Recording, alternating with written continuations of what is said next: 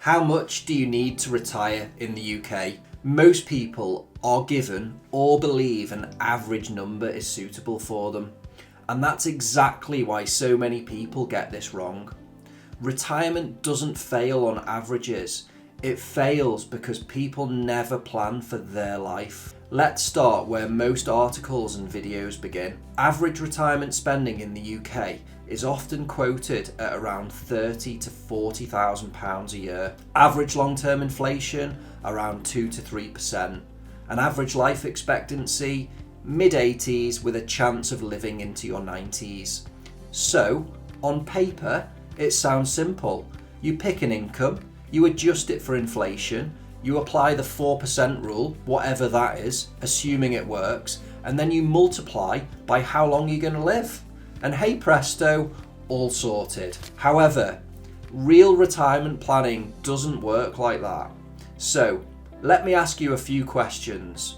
Do you expect to spend more in the early years of retirement on travel, experiences, and hobbies? Do you think you'll spend the same on holidays and travel as you age? Do you want to leave money to your children, or would you rather give some to them while you're alive? And do you know how much that is? Do you not have children, and do you want to spend it all, but are scared or worried of running out of money too early? You might want to stop work completely, or work part-time for some structure and purpose. Or would you stop work before pension age if you could? None of these questions are answered by the average. And just to be clear, what people call the average is usually the median, and no one we work with is truly average. They may share some traits or characteristics, but viewed as a whole, no two lives are ever the same with the same set of circumstances. The idea that everyone needs the same income every year for 30 years, it's just not how life works. Spending usually comes in phases as well. It's often higher at the start, it can be lower in later years, and sometimes higher again if care is needed. Some people retire mortgage free, some don't. Some want 5 holidays a year and a golf membership. Others want long weekends in the UK and more time with family. And some people want all of the above and more. There is no right answer, only your answer. So when someone says you need X to retire, what they really mean is that worked for someone, somewhere, at some point. The best place to start isn't a pension calculator, it's writing a blueprint for your life. So, you start with a blue sky version first, what you'd really like retirement to look like.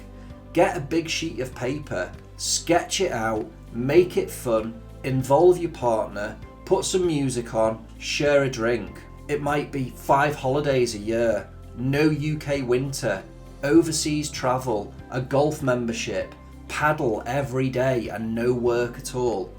Or it could be 2 days a week part-time, regular UK breaks, more hobbies and more family time. There is no right answer, only your answer. Once you've got that picture, you can attach costs to it and prioritise. What do the holidays cost? What do the hobbies cost? What does your day-to-day life actually look like?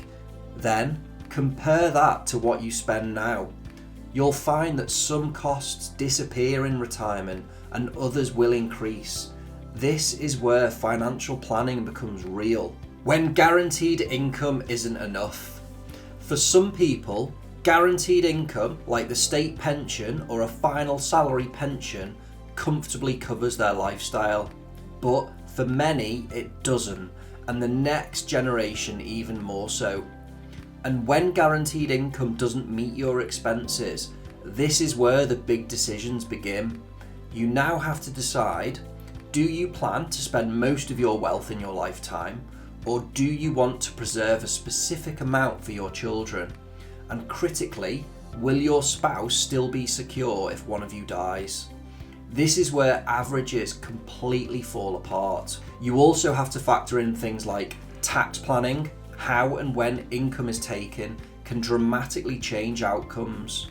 Bridging gaps, especially before the state pension starts or between different pension ages.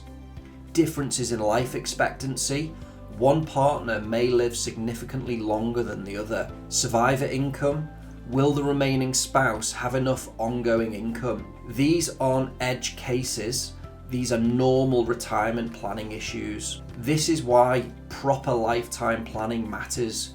You're not just asking, do I have enough money? You're asking, will it last? What happens if markets fall early? What happens if I live longer than expected? What happens to my partner if I die first? And can I spend confidently without fear? This is why we invest heavily in planning software to model, stress test, and manage these real life scenarios over time, and crucially, update them each year as things change. So the real question isn't how much is enough to retire in the UK, it's what kind of life do I want, and does my money support it even when life changes? If this helped, subscribe for more clear, practical retirement planning content. And if you've got a question or an idea for another video, then please drop it in the comments. I'll reply to as many as I can.